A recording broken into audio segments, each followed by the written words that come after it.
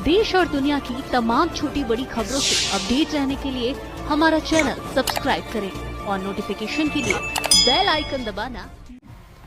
पूरे देश की शुभकामनाएं, उनकी प्रार्थनाएं और उनकी कृतज्ञता को लेकर आप सबके बीच यहां मैं मौजूद हूं।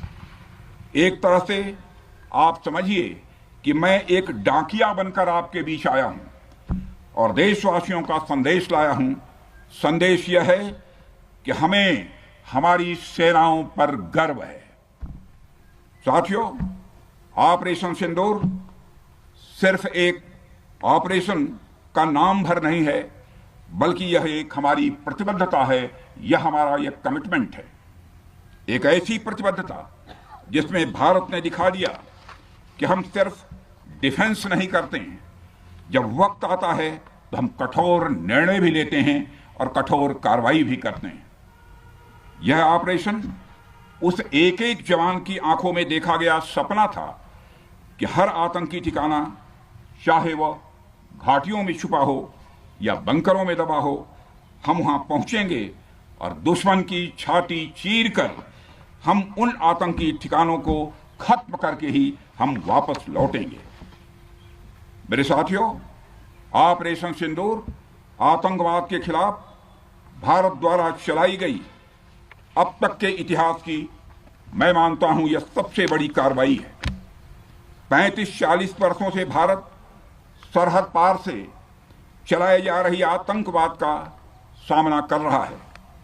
आज भारत ने पूरी दुनिया को यह साफ कर दिया है, यह स्पष्ट कर दिया है कि आतंकवाद के खिलाफ हम किसी भी हद तक जा सकते हैं।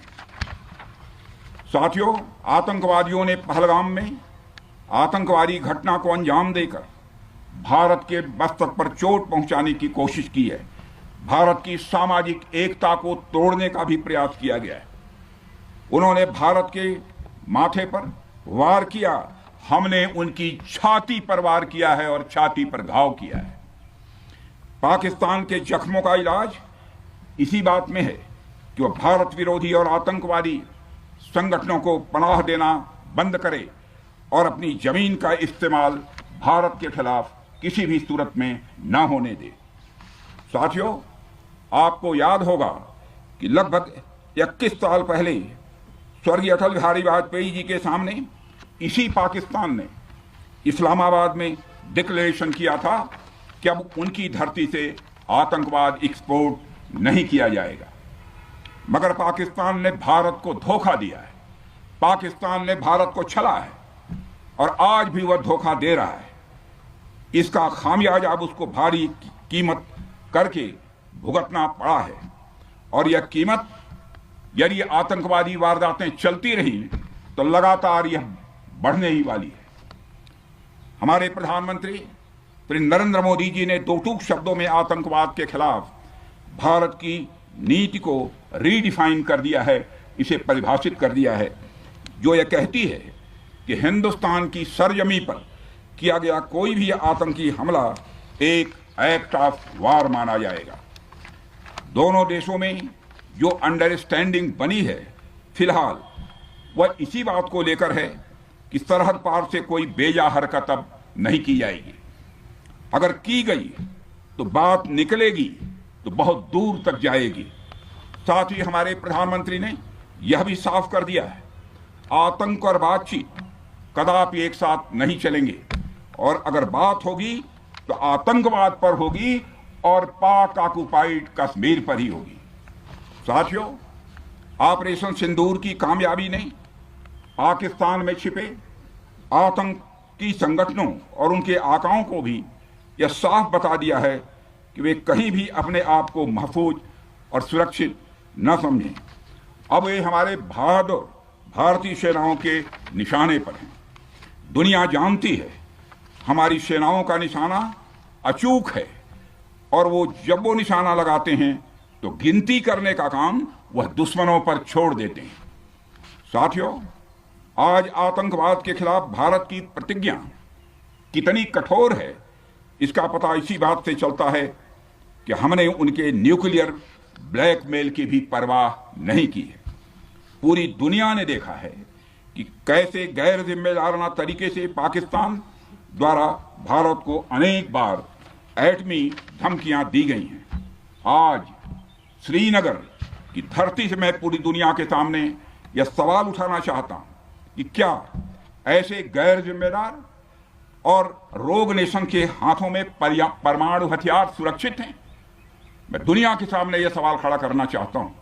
मैं मानता हूं कि पाकिस्तान के एटमी हथियारों को IAEA international atomic energy agency की निगरानी में लिया जाना चाहिए।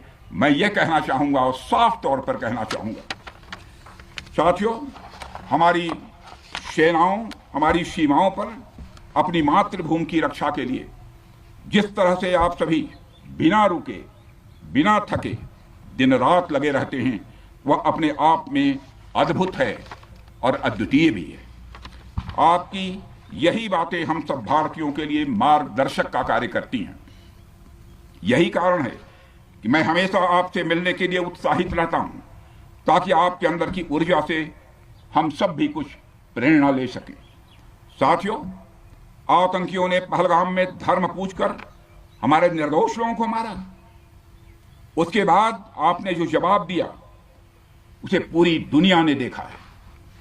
उन्होंने यह नहीं सोचा कि आम नागरिकों ने उनका क्या बिगाड़ा है, उन्होंने ऐसा क्या किया है कि उन्हें मार दिया जाए।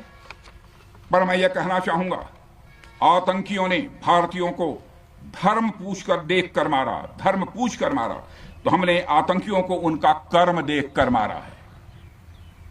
उन्होंने धर्म देखकर बेगुनाहों की जान ली, यह पाकिस्तान का कर्म था। हमने कर्म देखकर उनका खात्मा किया, यह हमारा भारतीय धर्म है। एक रक्षा मंत्री के रूप में मुझे आप सबको बेहद नजदीक से वर्षों से जानने का और समझने का अवसर मिला है। मैं आपके साहस और पराक्रम को तो जानता ही हूं, साथ ही साथ पहलगाम जैसी घटना के प्रति आपके गुस्से को भी मैं अच्छी तरह जानता हूं। साथियों, मुझे पता है कि पहलगाम के बाद आपके अंदर गुस्सा था, पूरे देश के अंदर गुस्सा था। मुझे पता है कैसा महसूस होता है जब धमनियों में बह रहा रक्त बेकाबू होने लगे। और मुझे इस बात की खुशी भी है कि आपने अपने गुस्से को सही दिशा देते हुए बड़ी बहादुरी और सूझबूझ के साथ पहलगाम का बदला लिया है। रही बात पाकिस्तान की, तो उसकी बात ही क्या करूं आपसे।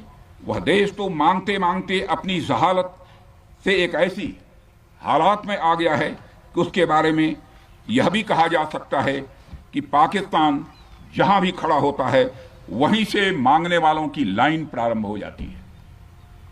अभी आपने सुना ही होगा कैसे वह फिर एक बार इंटरनेशनल मॉनेटरी फंड IMF के पास कर्ज मांगने गया। वहीं दूसरी तरफ हमारा देश है कि हम आज उन देशों की श्रेणी में आते हैं जो IMF को फंड देते हैं ताकि IMF गरीब देशों को कर्ज दे सके। ऐसी स्थिति में हमारा यह भारत है। रामचरितमानस में स्वामी तुलसीदास जी ने लिखा है, जहां सुमतितः संपत्ति नाना, जहां कुमतितः विपत्ति निदाना। यानी जहां सुमति होती है, अच्छी नीतियां होती हैं, वहां सुख और समृद्धि होती है, और जहां कुमति होती है, बुरी मति होती है, केवल दूसरों के हित की भावना होती है, वहां तरह तरह की विपत्तियां स्वाभाविक रूप से आती ही हैं। पाकिस्तान जिसका जीता जागता यह उदाहरण है। साथियों, भारत के बारे में पूरी दुनिया यह बात जानती है कि हमने हमेशा शांति को प्राथमिकता दी है। हम आमतौर पर युद्ध के समर्थक कभी नहीं रहे, लेकिन स्थितियां जब इतनी विकट हो जाएं, जब देश की संप्रभुता पर आक्रमण होने लगे, तो जवाब देना यह आवश्यक हो जाता है। राष्ट्र कवि रामधारी सिंह दिनकर जी की पंक्तियां आपके सामने रखना चाहूंगा।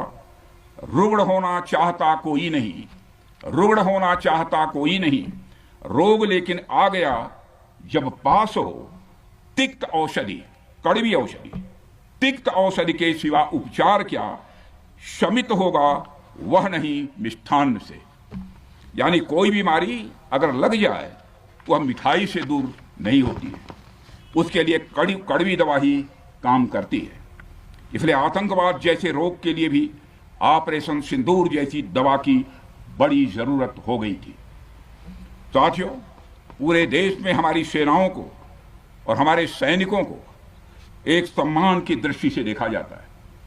एक सशक्त राष्ट्र वही होता है जो अपनी सेनाओं को सम्मान के साथ साथ आधुनिक हथियार और साजो सामान भी दे जिसकी उसे जरूरत है। मुझे गर्व है कि आज प्रधानमंत्री जी के नेतृत्व में सरकार हमारी सेनाओं के लिए यह सब सारा काम कर रही है। हमने यह सुनिश्चित किया है कि हमारी सेनाएं हर परिस्थिति के लिए तैयार रहें। और मैं यहां पर army chief general Upendra Dwivedi ji को भी बधाई देना चाहता हूं, क्योंकि बार बार मेरी चर्चा होती रही है और बार बार मैं यह पूछता हूं कि जो भी आवश्यकताएं हैं उन आवश्यकताओं को पूरा करने के लिए हम पूरी तरह से तैयार हैं। और इसलिए इसके लिए हम वर्ल्ड क्लास बेहतरीन गुणवत्ता वाले साजो सामान अपनी सेनाओं को देने की कोशिश कर रहे हैं। आज आधुनिक राइफल्स, मिसाइल डिफेंस शील्ड और ड्रोन्स जैसी नई पीढ़ी के कई इक्विपमेंट को तेजी से भारत में ही बनाया जा रहा है। साथियों, इसके अलावा सीमावर्ती इलाकों में हमने जो काम किया है वो आप सब देख रहे होंगे। आज एलएसी और यलोसी पर भी कनेक्टिविटी है, वैसी पहले शायद कभी नहीं थी। हमने हर स्तर पर यह दिखाया है कि हमारी सरकार केवल युद्ध भूमि पर ही नहीं बल्कि व्यक्तिगत रूप से और पारिवारिक रूप के साथ अपने सेना के जवानों के साथ खड़ी है। साथियों, अंत में एक बार फिर आप सभी को आपके शौर्य और पराक्रम के लिए हृदय से हार्दिक बधाई देता हूं। मैं आपको यह आश्वासन देता हूं कि हमारे प्रधानमंत्री जी के नेतृत्व में देश की सरकार और देश की जनता हर कदम पर, हर स्थिति में आपके साथ कंधे से कंधा मिलाकर खड़ी है। मुझे पूरा विश्वास है कि आपके सहयोग से हम इस पूरे क्षेत्र में आतंकवाद का समूल नाश करेंगे, ताकि कल को कोई भारत की संप्रभुता के खिलाफ आंख उठाने की हिमाकत न कर सके। इसी आशा और विश्वास के साथ आप सबके शौर्य और पराक्रम की सराहना करते हुए और आप सभी को अपनी हार्दिक शुभकामनाएं देते हुए अपना निवेदन समाप्त करता हूं। बोलिए जय हिंद, जय हिंद। यहाँ का घोष वाक्य क्या है? इस भारत माता की जय है। क्या बात है।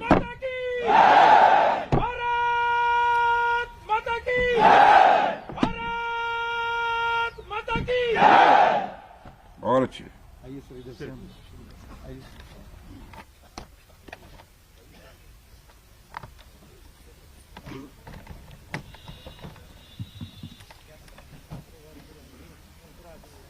दूर है ना यार जी, तुम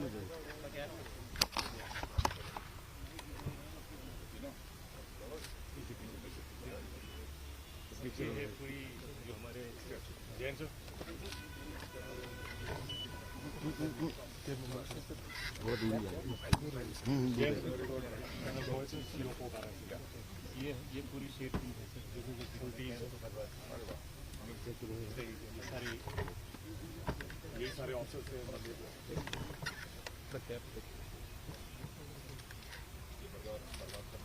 ये